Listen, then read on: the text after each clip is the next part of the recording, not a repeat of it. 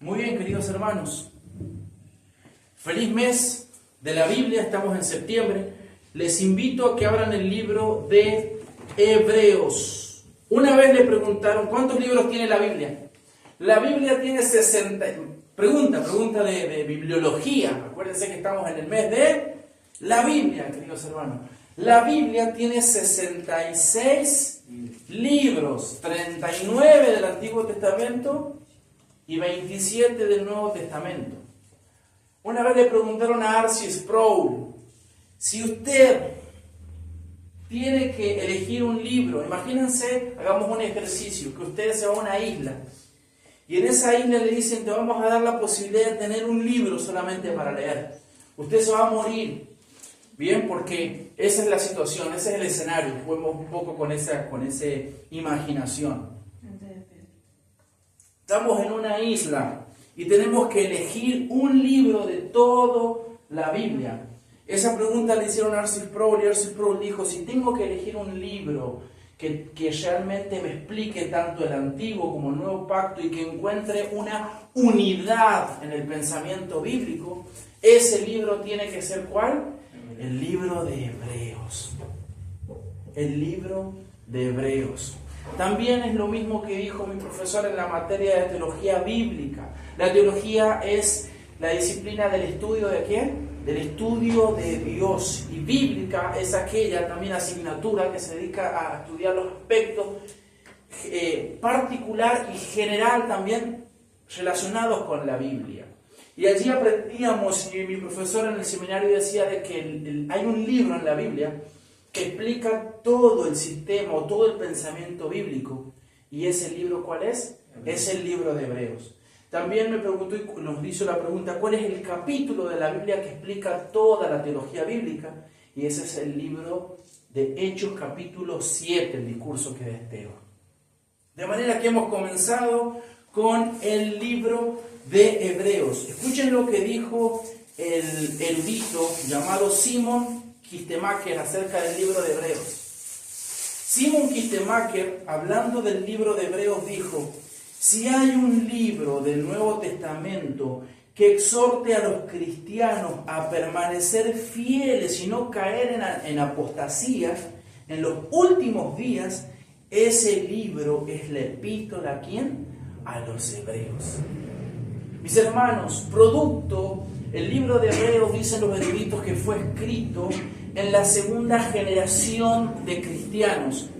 De manera que, como dije en la introducción del domingo pasado, el Señor Jesucristo había caminado, había levantado 12 apóstoles, 12 de los cuales uno se suicida, lo traiciona, pero los demás siguen firmes y cumplen esperando la promesa que Dios les dijo, que Él enviaría ¿a quién? El Espíritu Santo, lo que en la cristiandad se conoce como la tercera persona ¿de quién? De la Trinidad, porque el cristianismo es una religión profundamente ¿qué? Trinitaria, donde Dios es un solo ser, pero tres personas.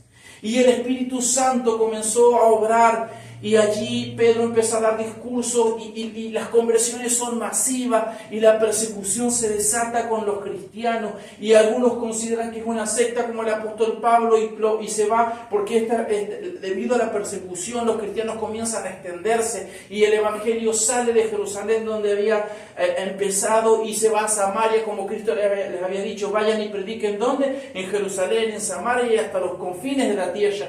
Y el evangelio estaba sonando en Siria, en Damasco, y el apóstol Pedro, como un fanático, quiere parar ese avivamiento, y él va, el apóstol Pablo, y mientras va el Espíritu Santo lo toca y le dice, Pablo, ¿por qué me persigues? Porque perseguir a Cristo es perseguir a la iglesia, porque Cristo es la cabeza ¿de quién? De la iglesia. Entonces, el avivamiento es masivo, pero conforme ese primer amor se va apagando. De hecho, el Apocalipsis, Juan en el Apocalipsis, él le escribe a una iglesia llamada Éfeso, y ¿qué es lo que le dice? Eres muy buena en la teología, persigues a los profetas, a los falsos maestros, pero tengo algo contra ti, que has perdido el primer amor. Esta carta es una carta que se escribe y sus destinatarios eran cristianos hebreos. Por eso el título se llama esta carta Hebreos. Hebreos que habían abrazado la fe del Mesías. Jesús es el Mesías. Acuérdense que muchos judíos habían rechazado y le habían dicho no a Jesús. Y Jesús había llorado por Jerusalén. Pero Cristo es ¿quién? El Mesías. Amén. Cristo es el Mesías. De manera que esos hebreos no se quedaron en el camino, sino que creyeron en Jesucristo. Pero toda esa pasión, después de haber pasado medio siglo, comenzó a apagarse. Comenzaron a decir, ¿realmente Jesús volverá? Pasaba el tiempo y no volvía. ¿Jesucristo habrá sido el Mesías, como dijo alguna vez su precursor, el que lo había precedido al Señor? ¿Quién era? ¿Se acuerdan? Juan el Bautista, que en la persecución llegó a desconfiar y en la carne, en esa aflicción, dijo, vayan y pregúntenle a Jesús, ¿quién es mi primo? ¿Es así? ¿Sí? O ¿quién es mi pariente? ¿No? Si realmente Él es ¿quién? El Mesías. Entonces esa generación estaba cayendo en una apostasía y habían dejado de congregarse y estaban retrocediendo a la ley de Moisés. De hecho, más adelante en los sermones vamos a ver un sermón que se llama Jesucristo es superior ¿a quién? A Moisés. Los teólogos dicen que cuando Jesucristo da el discurso del monte, Él lo que estaba haciendo es lo mismo que Moisés hizo en el Antiguo Testamento. Así como Moisés entregó el decálogo de los 10 mandamientos y todas las 613 ordenanzas, Jesucristo estaba diciendo, oíste ojo por ojo, yo les digo que deben amar ¿a quién? A sus enemigos. Ustedes dicen que se pueden divorciar por esto, no, yo les digo que cualquiera que desea a una mujer con su mente ya es pecado. Y Él pone lo que es la ley de Cristo, Él establece el nuevo pacto y el autor de Hebreos nos va a enseñar eso. Por eso el sermón con el que empezamos en la introducción al libro de Hebreos se llamó Jesucristo es superior ¿a quién? Se llamó la superioridad de Jesús. Quiero que vamos a Hebreos capítulo 1 y leamos el versículo 3. El versículo 3 de Hebreos capítulo 1 dice, Él es el resplandor de su gloria y la expresión exacta de su naturaleza, y sostiene todas las cosas por la palabra de su poder. Después de llevar a cabo la purificación de los pecados, el Hijo se sentó a la diestra de la majestad en las alturas. Mis hermanos, hoy quiero hablar acerca de la divinidad del Hijo. Hoy quiero hablar acerca de la segunda persona de la Trinidad, porque Él es el Mesías. Las personas que habían creído en Cristo, que estaban pasando por, dicen los estudiosos, que cuando se escribe el libro de Hebreos, la iglesia, aquellos cristianos que habían creído en el Mesías, que estaban probablemente cerca de Jerusalén, ya habían dejado de experimentar persecución. Y debido a no ser perseguidos, estaban disfrutando de una pasividad. Habían dejado de congregarse. Algunos realmente se habrían alejado tanto que ya no se podía distinguir si realmente eran cristianos, porque habían gustado nomás de lo que era la presencia del Señor Jesucristo, pero no habían abrazado como Cristo nos había pedido que nosotros debíamos beber y comer, como un simbolismo de realmente tener un afecto por Cristo. Cristo les había dicho a sus discípulos lo siguiente, que debían amarlo a Él, que por sobre todas las cosas. Quiero que vayamos para que veamos ese punto. Por ejemplo, si nosotros vamos, queridos hermanos, al libro de Mateo, capítulo 19.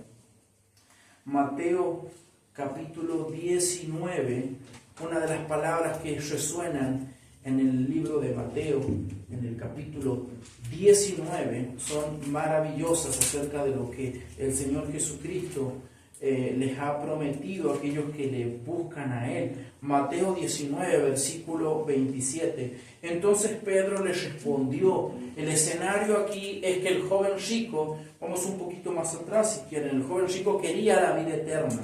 Jesucristo es el Mesías. Él es el Cristo, dirían los griegos, ¿no? Cristo es la palabra que Mesías, elegido, ungido, que habla el Antiguo Testamento en griego. Y aquel joven rico había intentado sobornar a Jesucristo diciéndole de que él era un hombre. Por ejemplo, el verso 17 dice: y un hombre se acercó a Jesús y le dijo: Maestro, ¿qué cosa bueno haré para obtener la vida eterna? Ustedes ya conocen, no voy a detenerme ahí porque lo que quiero es llevarlos a pensar de lo que habían dejado de hacer los hebreos. Esta carta por eso es tan importante en el mes de la Biblia empezar. Es tan importante que si ustedes se pierden, como a veces se ha perdido en la Biblia, que nunca les falte el libro de Hebreos. Y ya voy a explicar un poquito más por qué eso es tan importante. Entonces el joven rico se va, lo mira a Cristo y Cristo le dice lo siguiente, mira, el joven dijo, verso 20, todo esto lo he guardado, ¿qué me falta todavía? Jesús le respondió, si quieres ser perfecto, o sea, si realmente quieres, porque él está hablando de la ley, y la Biblia dice que si vamos a ser salvos por la ley, tenemos que ser ¿qué? Perfecto. Santiago dice, cualquiera que alguno falle en un punto de la ley, te hace transgresor de todo, exactamente, querido hermano. Y este joven rico, de una manera hipócrita, como es la religiosidad, que dicho de paso era un judío, este joven rico, un principal de la sinagoga, creo que dice alguno de los evangelios, ¿no? Le dice, yo todo esto lo he cumplido, Señor, entonces yo ya tengo que tener la vida eterna. Acuérdense que dicen los eruditos, y lo leemos en el libro de Gálatas, que los hebreos, el hecho de ser ya hebreos, ya pretendían ser ¿qué? Dueños del paraíso. Hoy los musulmanes dicen que ellos van al paraíso por el hecho de haber tenido una conversión a la religión musulmana, ¿no? Y el verso 21 dice, Jesús les respondió, si quieres ser perfecto, ve y vende lo que posees y da a los pobres y tendrás tesoro en los cielos y ven, sé mi discípulo, dice la NBLA, me encanta esa traducción. Entonces, ¿qué es lo que está pasando en el libro de Hebreos? Están retrocediendo. Quieren volver al templo. Quieren volver a tener un templo ahí con sacerdotes, con reyes. Y el autor de Hebreos les va a decir, no, miren, por la fe, es la fe. Pablo, ¿qué le dijo a los Gálatas y qué le dijo a los judaizantes? Es la promesa fue dada a Abraham y por Abraham fue justificado por la fe. Israel, no es todo aquel que viene de la carne no es un verdadero israelita, sino aquel que es por ¿quién? Por la fe. Entonces, este joven, cuando el Señor le dice eso, pero al oír el joven estas palabras, se fue triste porque era dueño de muchos bienes. Él había dicho, Cristo lo pone a prueba con el segundo mandamiento. ¿Cuál es el segundo mandamiento? Amarás a tu prójimo. Y él le dice, bueno, vende todo y ayuda a tu prójimo. Él había dicho que lo cumplía, lo cumplió, demostró en el instante amar más estas cosas, como oraba mi hermano al final en su oración. ¿Lo escucharon? Que dijo, ayúdanos, Señor, a amar ¿qué? Amarte a ti por sobre todas estas cosas. Porque ese es el decálogo, empieza así, amarás al Señor con todo tu corazón, con toda tu alma, con toda tu mente y con todas tus fuerzas. Todos aquellos que dejan a Jesucristo por una novia no son dignos de Jesús. Algún día van a estar cara a cara con Dios. ¿Y qué es lo que va a hacer Dios? Los va a rechazar. Todos aquellos que han dejado a Jesucristo por encima de su mamá y de su papá, ¿qué es lo que va a hacer Dios? Los va a rechazar por tibios y pechos fríos, dirían acá en la Argentina. Todos aquellos que han dejado a Jesucristo por todos los carros, por todos los autos, decimos en Argentina, y por todo eso, no tengan miedo. Dice la historia que una vez Martín Lutero estaba predicando y pegó así tan fuerte, ¿y saben qué hizo? Se rompió el púlpito, dice, porque era de barro. Me encanta esa parte. Él predicaba 2-3 horas a veces. Pues, ¿sabes? Pues he estado predicando 1 hora, hoy voy a predicar 2 horas, gracias a Dios. Toda la gloria es para Cristo. Ojalá volvamos a esos tiempos de antaño, ¿no? No, predicaciones de ¿cuánto? 20 minutos. Apurate. ¿Han visto los Simpsons cuando él está ahí? Se ven que los Simpsons, él es presbiteriano, ¿sabían ustedes? Él va a una congregación presbiteriana. ¿Y qué es lo que hace comer? Se duerme, se quiere ir. Muchas veces estamos así. Todo aquel que no ame a Jesucristo lo suficiente como Él lo demanda, no puede ser mi discípulo, dice el Señor. Si nosotros le amamos menos a Él de lo que amamos los placeres de este mundo, algún día, Señor, ¿qué es lo que nos dirá? Apartados de mí, hacedores de maldad. Y este hombre terminó demostrando en su corazón que él amaba más el dinero. Y acá se abre un conflicto, porque quienes habían sido testigos de ese evento, ¿quiénes fueron? Todos sus discípulos. Entonces Cristo les dice, mira, es muy difícil que un hombre rico entre. Y esa riqueza estaba sola puesta en su corazón. Como lo expliqué cuando predicamos la parábola del rico, porque uno puede ser pobre, pero no aceptar a Cristo. De manera que no solamente son las cuestiones materiales, sino es una cuestión de fe, una cuestión del corazón, del alma, como dice la Biblia, que el corazón es engañoso más que cualquier cosa. ¿Quién lo conocerá? Dice el apóstol. Verso 27, gracias hermano. Verso 27 que dice, entonces Pedro le respondió, mira Señor, nosotros lo hemos dejado todo y te hemos seguido. ¿Qué pues recibiremos? ¿Cuál es el contexto? ¿La vida qué? La vida eterna. Esto es muy importante lo que estamos estableciendo en esta introducción del libro de Hebreos. Van a ver que cuando vamos avanzando, siempre tiene un sentido soteriológico y tiene un sentido real, del sacerdocio real de Cristo, profético y también el sentido de reinado. O sea, Jesucristo es profeta, sacerdote y es rey. Jesús le dijo, en verdad les digo que ustedes que me han seguido en la regeneración, cuando el Hijo del Hombre se siente en el trono de su gloria, ustedes se sentarán también sobre 12 tronos para juzgar a las 12 tribus de Israel. Verso 29. Y todo el que haya dejado casas, o hermanos, o hermanas, o padre, o madre, o hijos, tienen por mi nombre, o tierras por mi nombre. ¿Cuál es el punto acá? Seguir a Cristo. Por mi nombre recibirán 100 veces más y heredarán ¿qué? La vida eterna. Lo que había buscado este joven rico solamente es para los que aman a Jesucristo. No son para aquellos que son tibios en palabra de Apocalipsis. Porque al tibio de Dios, ¿qué es lo que dice? Te vomitaré. ¿Qué estamos haciendo cuando cantamos esa canción? Señor, quiero más que un sentimiento, que me lleves donde está el hambriento. ¿Qué estamos haciendo como iglesia si no estamos predicando, si realmente conocemos? La historia de John Knox las he estado repitiendo en este tiempo. Señor, dame Escocia. Estamos orando, estamos deleitándonos en la palabra de Dios. Estamos leyendo un buen libro. ¿Qué hay si la reina de Inglaterra te pone bajo prisión como le pasó al puritano John Bunyan por predicar el Evangelio? Porque el catolicismo, acuérdense que la religión oficial era el catolicismo, y ellos se habían rebelado bajo el protestantismo, siguiendo las doctrinas de Martín Lutero, Juan Calvino. ¿Y qué dijo la reina? Preso. ¿Y qué hizo John Bunyan? ¿Aflojó? No, John Bunyan lo que hizo, ¿qué es lo que es? ¿Qué es lo que hizo John Bunyan? Escribió un libro que llamado ¿cuál? El progreso del peregrino, y su fe avanzó y su fe siguió firme. Bien, y termina, pero muchos primeros serán últimos y los últimos ¿qué? Primeros. ¿Por qué el Señor dice esa frase? Para el joven rico él se sentía ¿qué? Un adelantado. Acuérdense que él era un judío, él decía, yo ya tengo ya el cielo, ¿por qué? Ganado. Y el Señor le dice, no, mira, esos que creen ser primeros, ¿qué van a hacer? Van a ser últimos. Y los más humildes, los que hayan puesto la fe en el Hijo de Dios, el cual amó, el cual Cristo levantó, aquel que Dios dijo, este es mi Hijo amado en el bautismo de allá en el Jordán, en quien tengo ¿quién? Complacencia. Hermanos, el autor de Hebreos nos dice que el Antiguo Testamento es la promesa de la venida del Hijo. El libro de Hebreos que estamos estudiando nos dice que en el Antiguo Testamento promete la venida del Hijo y el Nuevo Testamento es el cumplimiento de dicha promesa.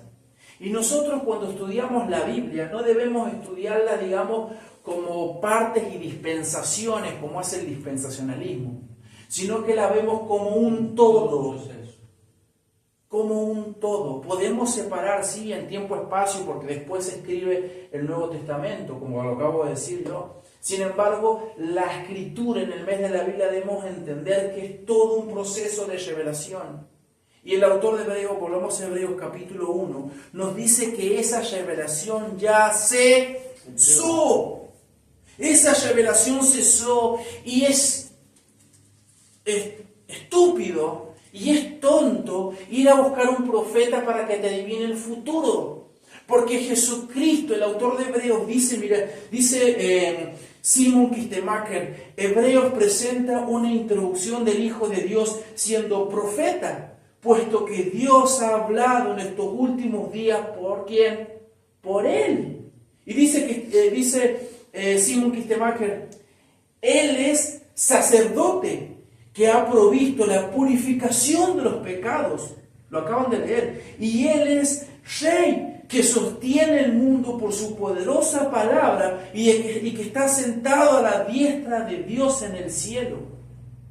Cristo cuando murió, Cristo cuando los hombres lo maltrataron, Cristo cuando lo sacudieron, Cristo cuando se burlaron y pensaron que se habían sacado un peso de encima a los judíos, hasta hoy en día lloran y esperan el Mesías. Y la maldición de Dios va a estar sobre ellos, al menos que ¿qué? Que pongan los ojos en Cristo. Y que no nos vengan con un tercer templo, y que no nos vengan con otras cosas, porque hay uno que Dios ha levantado, y ya ha pasado más de 2000 años que lo ha levantado, y esa es la persona de ¿quién? De nuestro Señor Jesucristo. Y dice Juan, que el que no ha creído en Él va a ser condenado o ya ha sido condenado. Ya es ¿qué? Condenado. Es condenado. De manera que Cristo tiene esos tres oficios. Él es profeta y Él fue la última voz profeta de la historia. Y cesó toda la revelación.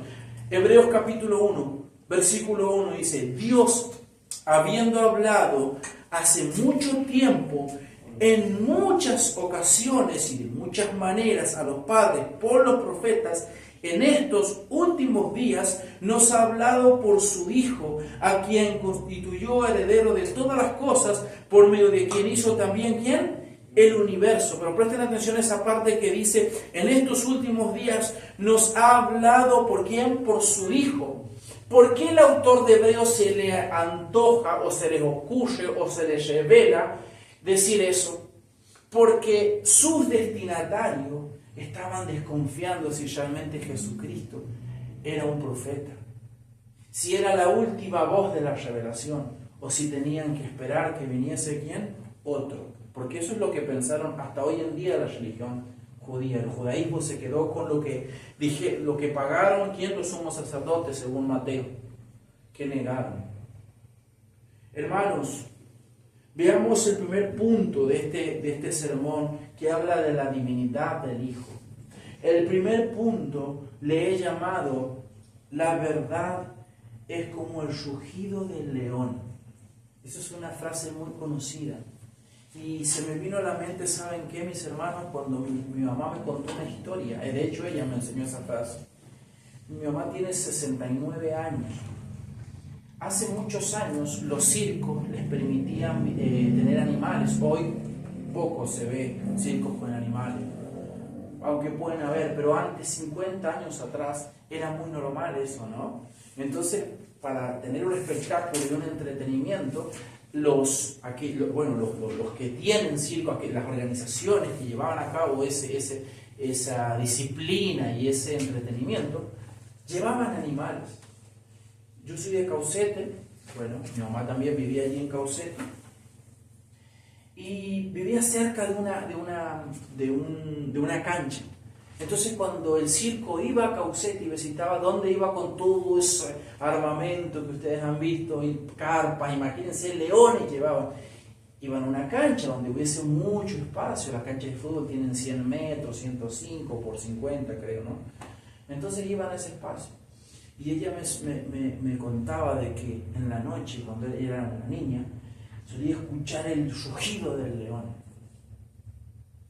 y que le daba miedo. Por eso de ahí viene la frase. ¿Cuál es la frase? La verdad es como un rugido del león. Javier Milei es el presidente actual que nosotros tenemos. Ya viene de él funda un partido que se llama el Partido Libertario. El Partido Libertario tiene un simbolismo, los símbolos tienen muchos mensajes subliminales. La palabra subliminal no siempre se tiene que ver en el sentido negativo, solamente significa algo que quiero decir, algo que quiero enseñar. No siempre es para decir esto es del diablo, no. La simbología es un mensaje ¿qué? Subliminal. Entonces dentro de ese mensaje del Partido Libertario ellos han escogido ¿qué? Un león. Esto no es casual, porque la Biblia utiliza un simbolismo del reino animal para hablarnos de Cristo. ¿Y qué personaje? El león. Es el león. Y él dijo una frase, y es un fenómeno mundial, Javier Milei. Y él dijo, no he venido ¿a qué? A despertar corderos, sino ¿a quién? Leones. Por eso la frase dice, la verdad es como el rugido ¿de quién? Del león. Y esta frase quiero ponerla en el contexto de lo que acaba de surgir en el primer siglo. Quiero que vayan conmigo a Primera de Juan capítulo 2. Juan nos explica cuál es el espíritu del anticristo. Vamos a Primera de Juan, capítulo 2, queridos hermanos. Cuando se escribe todo el Nuevo Testamento, había un grupo que se llamaban los docetistas. Los docetistas tenían una enseñanza de Cristo que ellos negaban la humanidad de Jesús. Los gnósticos también. Entonces ellos decían, ¿cómo Jesús puede ser Dios? Ellos decían, bueno, Jesús es Dios, pero no debió haber existido. Ustedes han visto una teofanía. ¿Qué es lo que es una teofanía en teología? Es la presencia, el ángel de Jehová. ¿Lo vieron en el Antiguo Testamento? Ustedes han visto un espíritu, pero no han visto a un hombre. Esa doctrina, por ejemplo, la ebionita, te lleva, por supuesto, a no creer en el nacimiento virginal. Porque el nacimiento virginal es una afirmación de que Jesucristo tiene una naturaleza, ¿qué? Humana. Entonces los docetistas negaban la humanidad de Jesús.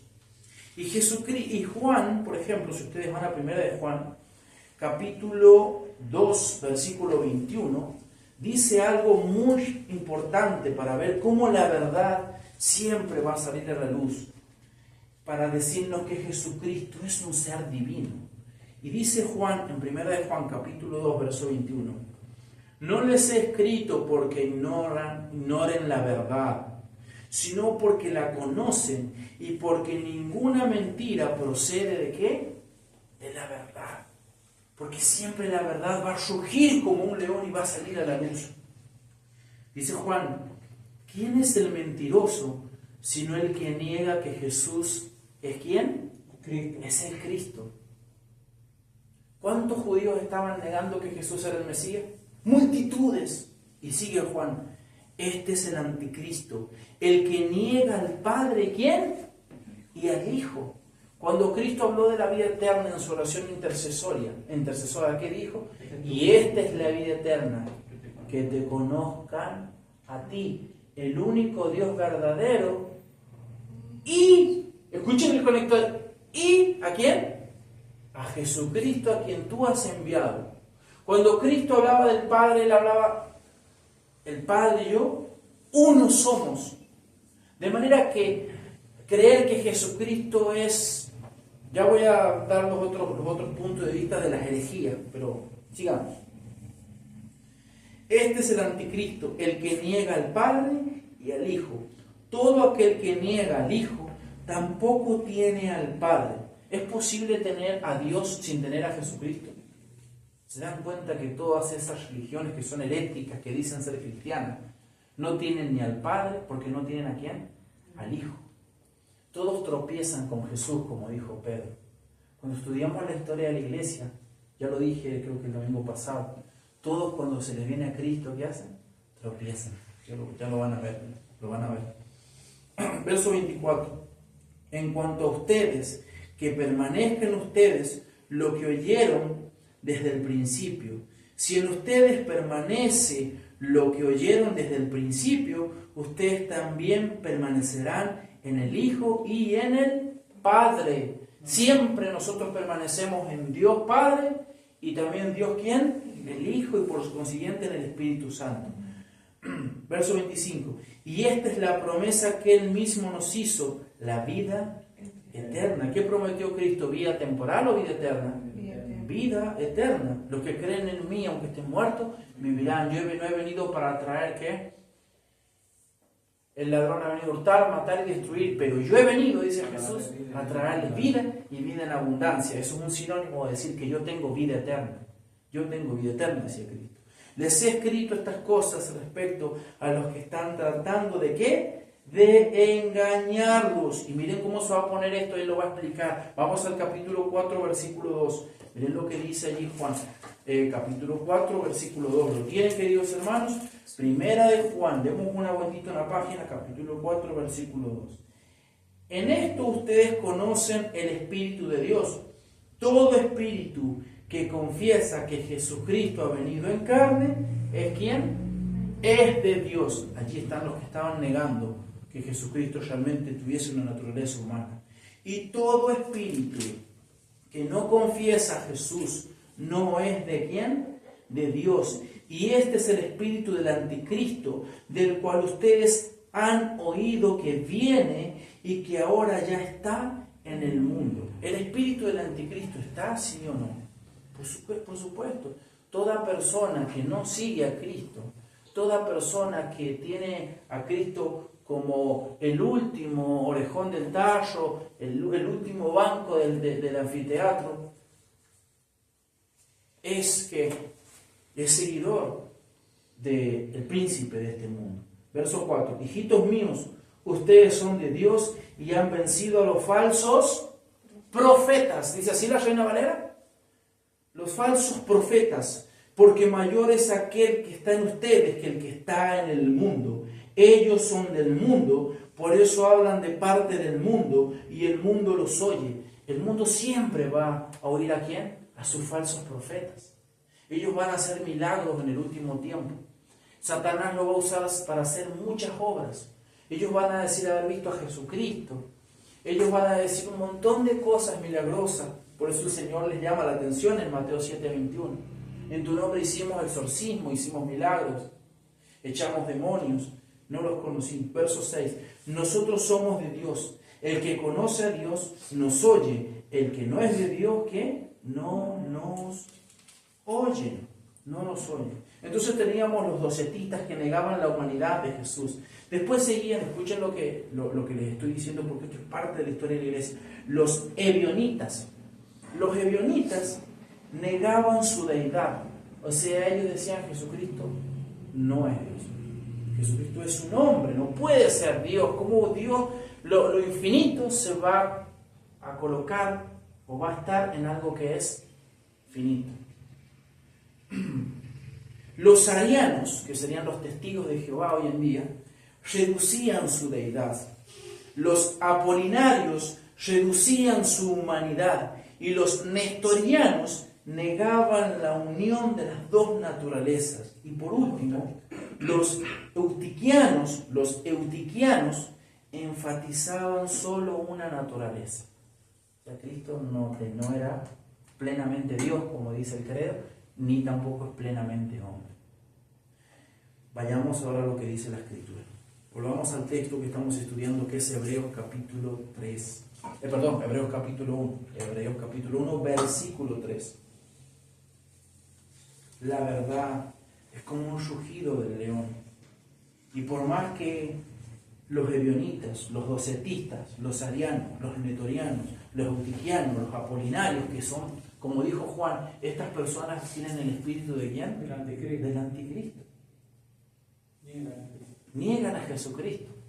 Por eso dice Juan, no tienen ni al Padre, ni tienen a quién, ni al Hijo. Hebreos capítulo 1, versículo 3 dice, Él es el resplandor ¿de quién? De su gloria. Y esto me va a llevar al punto número 2 de este sermón que se llama la divinidad del Hijo. Número 1, le llamamos ¿cuál? La verdad es como el rugido del león. ¿Cómo ruge el león? Es tan fuerte que se puede sentir ¿a qué? A kilómetros. Y aunque la gente ha querido esconder a Jesucristo, aunque la Biblia ha sido perseguida, aunque la gente quiere callar a los cristianos, ¿lo pueden hacer? Nunca lo van a poder hacer. Nunca han podido callar los mandamientos de Dios. No matarás, no hurtarás. Siempre la luz va a salir y la verdad va a surgir. Porque como decía Herman Bavinck, todo lo que tenga que ver con la verdad pertenece ¿a quién? Pertenece a Cristo. Porque Cristo dijo, yo soy el camino y yo soy la verdad. Cuando hay verdad en la criatura es porque es portadora ¿de quién? De la imagen de Dios. Por eso cuando vemos el arte, cuando vemos el deporte y las diferentes manifestaciones que son buenas y que nosotros las contemplamos, eso significa que venimos de quien, o vemos las operaciones, la tecnología, la ciencia.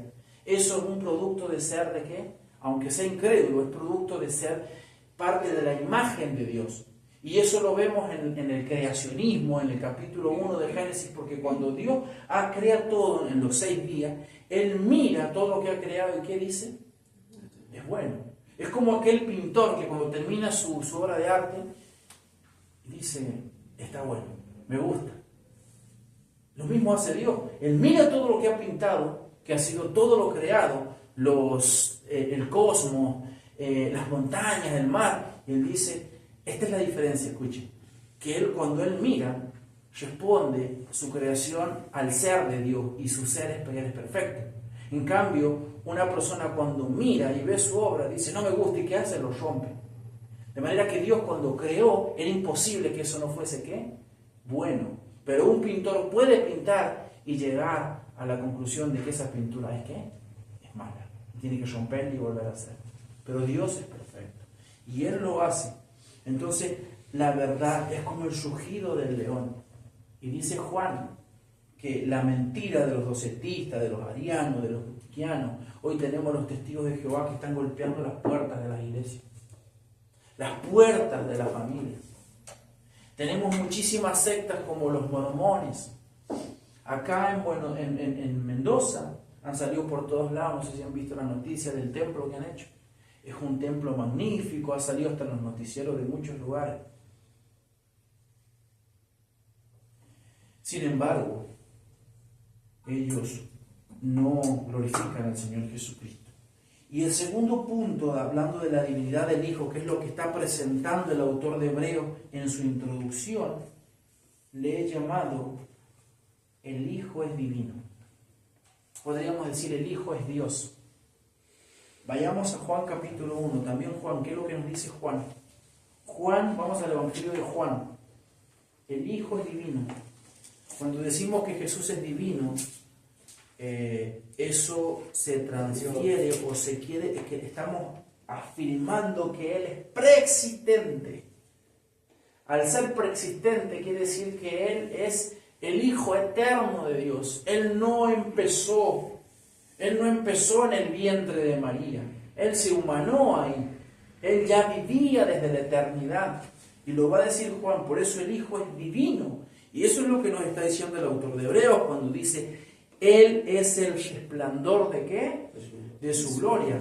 Si un hombre, imagínense que Adrián te golpea en la puerta, ¿sí? Una persona vestida como de Jesús, como se lo imagina, con túnicas blancas, barbudo, y te dice, yo soy el resplandor de Dios. ¿Qué es lo que tú primero que piensas? Este tipo está loco. Por eso Jesucristo o es Dios o es ¿quién? Un desquiciado. De manera que las personas tienen que tomar una decisión con Jesucristo. O creen en lo que dice Juan, o hacen lo que hacen los testigos de Jehová, que cambiar la Biblia para decir que Jesucristo no ¿quién? No es Dios, sino es como un Dios allí. Vamos a Juan capítulo 1, versículo 1. Dice la palabra de Dios. En el principio, miren cómo Juan ustedes lo acaban de leer, Juan se enfrenta con este espíritu del anticristo. Porque el Mesías ha llegado, es su nombre, está ahí. ¿Cómo puede ser este Dios? Este es hijo de, ¿cómo le dijeron? De José y de María. Los judíos lo miraron y le dijeron, nosotros nuestro padre, tú no eres nuestro padre, Abraham es nuestro padre. Moisés es superior a ti. Y Jesús le dice, no, yo antes que él soy. Jesús utilizó el yo soy, aquello que en el Antiguo Testamento era una referencia a Yahvé, que se había presentado ante Moisés en aquel momento impresionante de la zarza ardiendo, donde Moisés le dice, ¿cómo voy a ir yo si esto es un ejército, el faraón, yo soy un individuo que ni siquiera sé hablar, que después tiene que conseguirse a quién? A Aarón, que sea su vocero, ¿no? Y Dios le dice, ve porque yo soy el que soy. Ese es el verbo ser, pero en el sentido eternamente presente. Él siempre está presente, no hay tiempo para Él. Y dice Juan, en el principio ya existía el verbo. Qué impresionantes palabras. Ya existía, de manera que en ese principio Jesús no comenzó a existir.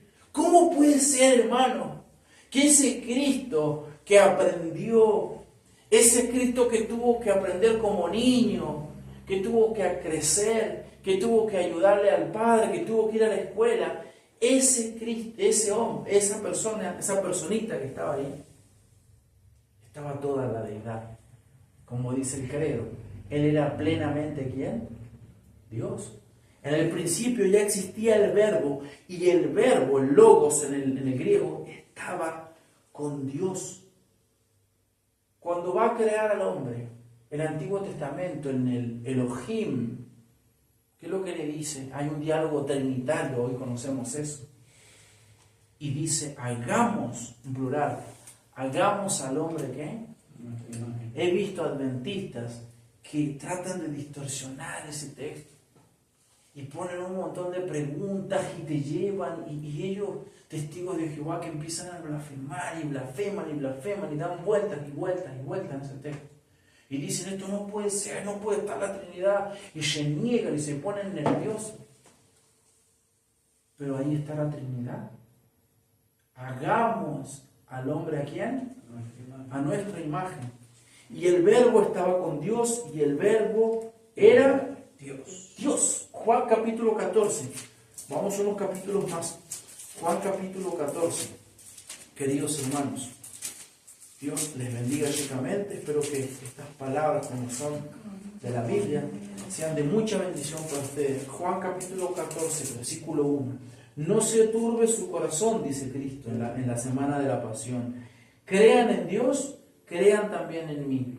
Sigamos el mismo ejemplo que les planteé recién. Imagínate, Cristian, que viene un hombre y te dice, crea en mí. La Biblia dice, maldito el hombre que crea en quién? En el hombre. Y no lo está diciendo en el sentido que nosotros creemos entre nosotros. Nosotros nos juntamos porque creemos en nosotros. Lo está diciendo en un sentido de un ser divino. Yo no podría creer eso porque es una blasfemia, ¿no? Pero Jesús dice, si ustedes creen en Dios, crean en mí. Qué impresionante, hermano. Yo quisiera cerrar el sermón, de verdad, ahí en ese texto, porque yo no encuentro palabras para explicar eso. De verdad, hermano, yo no lo puedo explicar a eso. Es increíble cómo, por ejemplo, la religión papista, que sería la Iglesia Católica Romana, pone a María en el mismo lugar, con un dogma después de siglos inventando de que es inmaculada y que tiene el mismo poder. Algunos sacerdotes van a ver videos virales por ahí hoy en lo que es YouTube, que dicen que si uno no es hijo de María, porque María, siendo la madre de Dios, si uno no es hijo de María, no puedes tener ¿qué? La salvación, porque ella es la que da la salvación. Pero Jesús dice, creen en Dios, crean también en mí. En la casa de mi Padre hay muchas moradas, les empieza a hablar del cielo. Si no fuera así, se lo hubiera dicho, porque voy a preparar un lugar para ustedes. Y si me voy y les preparo un lugar, vendré otra vez y los tomaré a donde yo voy, para que donde yo esté, allí estén ustedes también. Y conocen el camino a donde voy. Y miren lo que viene acá. Señor, si no sabemos a dónde vas, ¿cómo vamos a conocer el camino? Le dijo Tomás. Y acá vienen a uno de los versículos más conocidos en la Biblia. Versículos que usted va a entrar en casa y los va a encontrar ahí en la pared. Y está bien que esté ahí, porque es una de las declaraciones más bonitas de Cristo. Una de las declaraciones más importantes para el cristianismo. Porque Cristo toma 3 elementos esenciales de la vida. La filosofía dice que la verdad, alguna llama de la filosofía, que es fundamental. ¿Te gustaría que tu esposo te sea infiel y que vos no sepas la verdad? ¿Te gustaría que te esconda tu padre ciertas cosas y no saber la verdad? ¿Te gustaría que tu amigo no te diga la verdad? Todos queremos saber la verdad. La verdad es algo fundamental en el ser humano, dice parte de la filosofía. Y que es trabajo del ser humano buscar la verdad, ¿no? Buda, él decía de que nosotros debemos buscar ¿qué? La verdad. Y él se encamina en un camino espiritual acerca de la verdad. Por eso la verdad es sumamente importante. Los científicos, por medio del método empírico, trabajan para encontrar ¿qué? La verdad. Por eso cuando se levantan movimientos, por ejemplo, lo que hace este movimiento progresista del LGTBQ+, cuando dice que un hombre puede tener múltiples géneros, es una distorsión de la biología, y la biología dice que eso no puede ser ¿qué? ¿Verdad? Y Cristo va a decir lo siguiente. Jesús le dijo: yo soy el camino. En el contexto del camino a Dios, porque él está hablando del Padre. Yo soy la verdad. Pero no solamente se queda ahí Cristo y dice: yo soy ¿quién? La vida. Si un tipo me dice eso, yo corro. A no ser que sea ¿quién? Dios. Acuérdense, la divinidad de Jesús estamos estudiando. Es increíble cómo las sectas pueden negar que Jesucristo no sea Dios. Es imposible. Es imposible. Lo dice las Escrituras. Y el verso 6 dice: nadie viene al Padre si no es por la persona de Cristo. No puedes saltearte. No va a ser ni el purgatorio, ni va a ser San Benito, ni va a ser Mahoma, ni Buda, ni nadie. Ni la difunta. No es la difunta. ¿Tiene que ser quién? Cristo. Cristo. Y el verso 7 dice: si ustedes me hubieran conocido, también hubieran conocido ¿a quién? A mi Padre. Desde ahora lo conocen y lo han visto. Volvamos ahora a Hebreos capítulo 1, versículo 3. Él es el resplandor de su gloria. ¿Ven? Punto número 2. ¿El Hijo es qué? Es divino. Él es el resplandor de su gloria. Un teólogo comentando ese texto explica lo siguiente. ¿Ven el sol? ¿El sol tiene qué? Sí tiene luz. La luna, dicen los científicos, que no tiene qué. No tiene luz. No tiene luz. Nosotros la vemos porque en realidad quien le está reflejando ¿quién es? El sol. Él toma ese ejemplo para decir que Jesucristo no es una luna que se sirve del Padre. Me encanta porque dice ese teólogo que eso es lo que está diciendo el griego original. Él es el resplandor de su gloria. Él no es una luna que se sirve. Por eso el profeta, si no me equivoco es Malaquías, lo llama, o Sofonías dice que él es el sol de ¿qué? De justicia lo llama. Y dice, él es el resplandor de su gloria. Y miren lo que dice acá la NBLA, no sé lo que dice la Reina Valera, pero la NBLA dice, y la expresión exacta de su naturaleza. No hay forma de negar la divinidad del Hijo, porque Hebreos le está diciendo eso a su audiencia. Crean en Cristo, porque Cristo es profeta al terminar toda la revelación. Cristo es sacerdote también porque ha purificado sus pecados. Lo va a decir ahí el texto. Por ejemplo, el versículo, el mismo 3, dice al final, dice, después de llevar a cabo, ¿qué? La purificación de los pecados. ¿Quién purificaba el pueblo en el Antiguo Testamento? el sacerdote.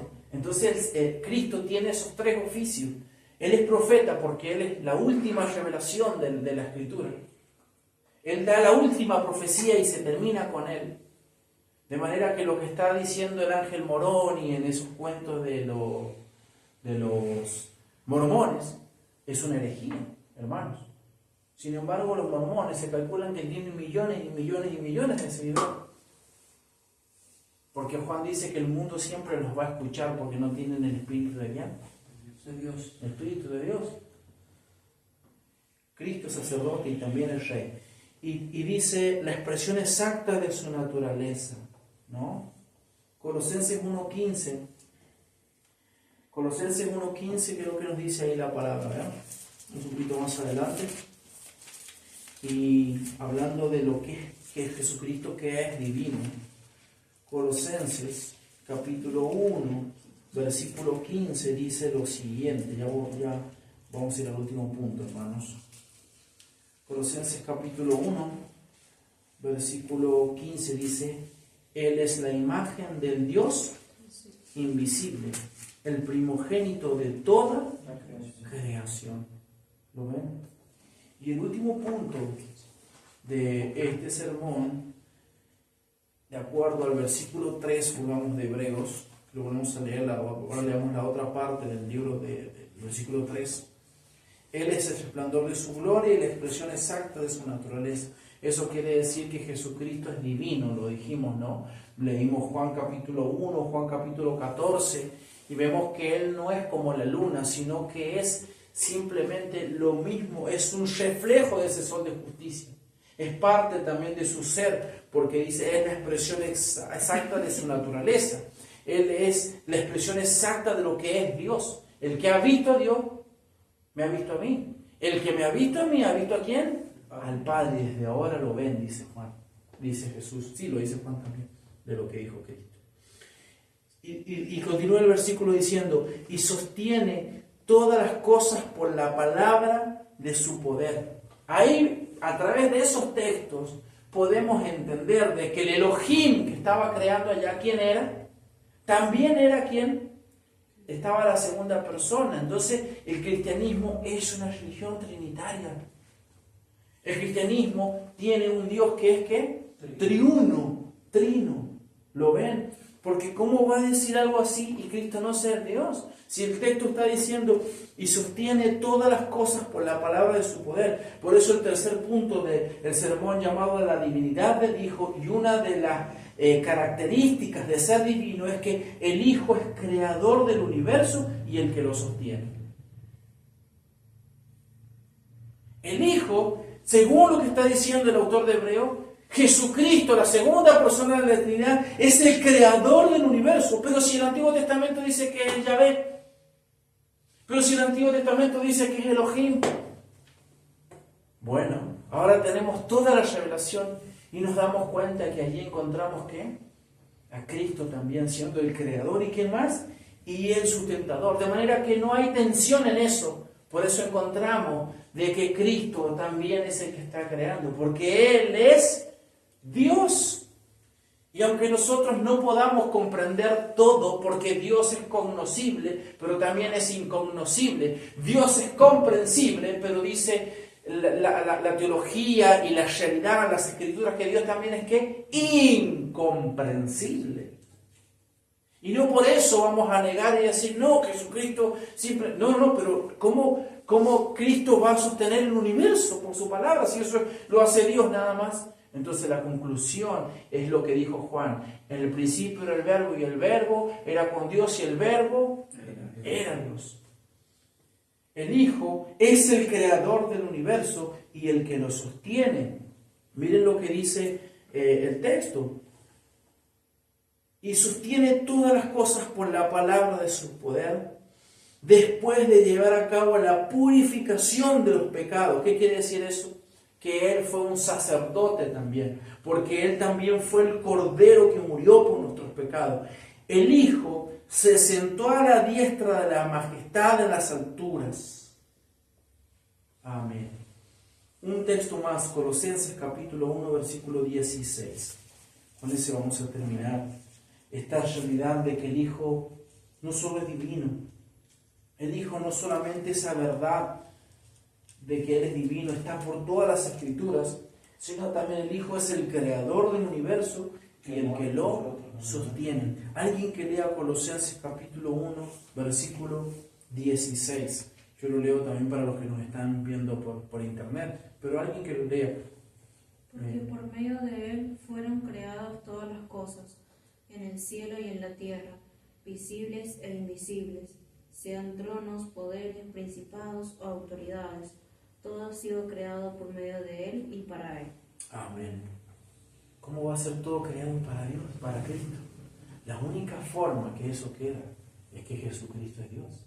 Él es el Rey de Reyes, el Señor de Señores. El texto dice, para los que nos están viendo en internet, Colosenses capítulo 1, versículo 16, porque en Él fueron creadas todas las cosas, tanto en los cielos como en la tierra, visibles e invisibles, los espíritus, todo. Cuando Cristo caminó, ¿qué le decían los espíritus? Los demonios, Señor, no. Todos se sujetaban porque todo le pertenece a Él, ya sean tronos o dominios o poderes o autoridades. Todo ha sido creado por medio de Él. ¿Y para quién? Para Él. Y para Él. Queridos hermanos, quiero concluir este sermón de esta introducción del libro de Hebreos, del versículo 1 al 3, de la siguiente manera. La conclusión, de acuerdo al autor de Hebreos, es lo siguiente, y por eso es tan chic esta epístola. Escuchen, el libro de Hebreos nos dice que el Hijo es, número 1, el profeta por medio de quien nos ha hablado. Número 2, el libro de Hebreos nos dice que Él es el creador que hizo, ¿qué? El universo. Él, el heredero de todas las cosas, el sustentador de todas las cosas, la representación del ser de Dios, el sacerdote que proveyó purificación de los pecados, y Él es el Rey que se sentó en su lugar de honor. Miren todos los títulos que tiene nuestro Señor Jesucristo. Pónganse de pie y su iglesia ora al Señor. Este profeta, este creador, este heredero, este sustentador, esta representación de Dios, este sacerdote y este rey. Toda la gloria sea para ¿quién? Para Cristo. Oramos, queridos hermanos.